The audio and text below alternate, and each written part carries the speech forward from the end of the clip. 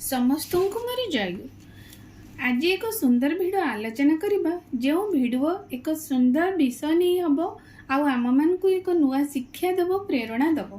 तेणु आज आलोचना रखा किपरि भाव श्री श्री ठाकुर जन्मर पूर्व अभ्यास कौन थिला आ जो सतनाम आमको सी प्रदान करिसेंती से नाम केउठारु आसीचे ए भिडियो निश्चिंत भाव शुणिबे। निश्चिंत भाव जानिबा श्री श्री ठाकुर जन्मर पूर्वाभास आ सतनामर जन्म वृत्तांत।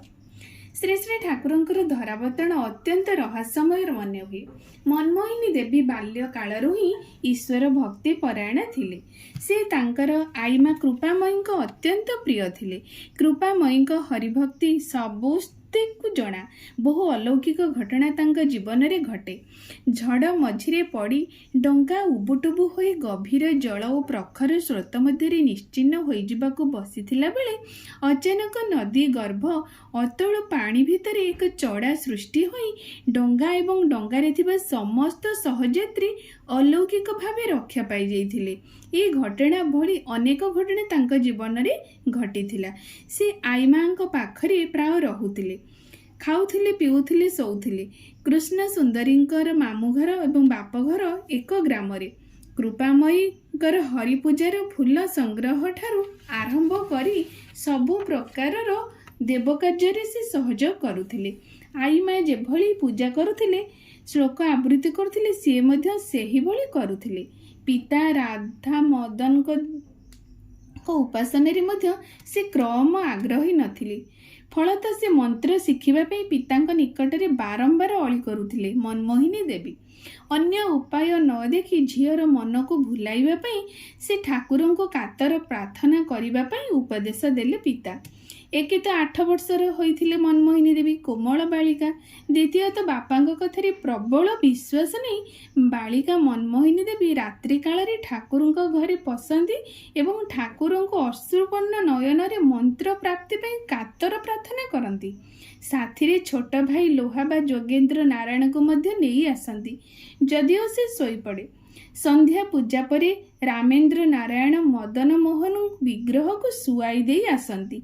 दिने मनमोहिनी देवी चिंता कले ठाकुर बोधे सोई पड़िबारु मंत्र देउनाहांती। तेणु तांको दंडायमान करी रखी लोतक विसर्जन पूर्वक मंत्र दान कामना करी ध्यानमग्न रहिले से ठाकुर सामनारे।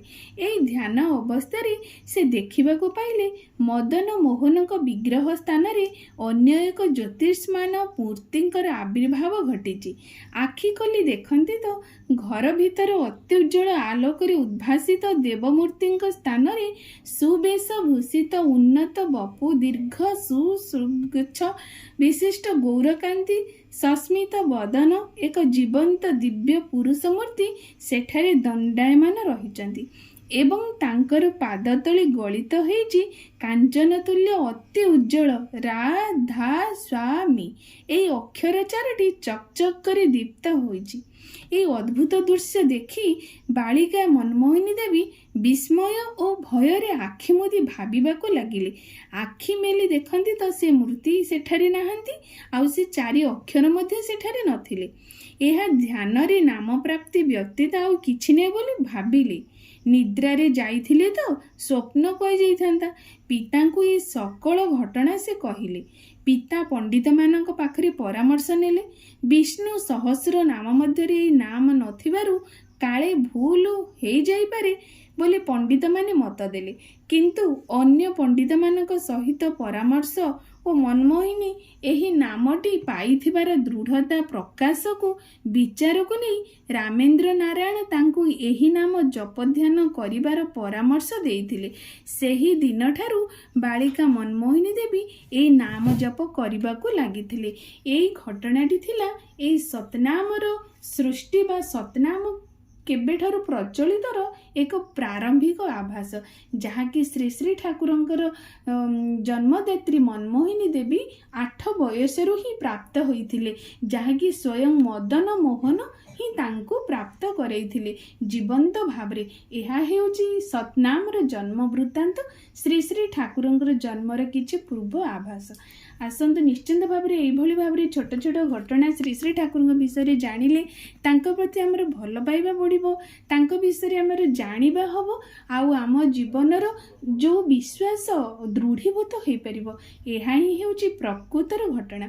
ତେଣୁ ଆମେ ପ୍ରତ୍ୟେକ ଦିନ এই ଭିଡ଼ିଓ ସହିତ ଆପଣ ଲାଗି ରୁହନ୍ତୁ, ଭିଡ଼ିଓକୁ ଶୁଣନ୍ତୁ, ଜାଣନ୍ତୁ ଶ୍ରୀ ଶ୍ରୀ ଠାକୁର ଅନୁଚନ୍ଦ୍ର କିଏ।